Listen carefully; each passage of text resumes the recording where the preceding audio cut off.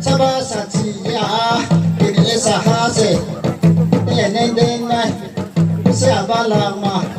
kemor godono bahasa sebalik deko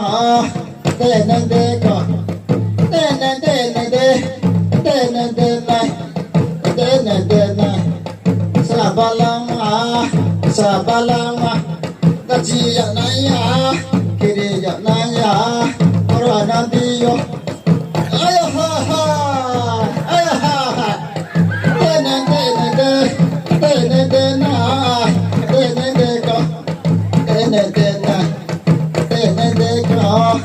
Sabalang masuk, ayo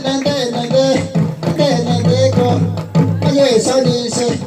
apa sani se, cerai posini, dia kaya ra, se sikale, se rumkale.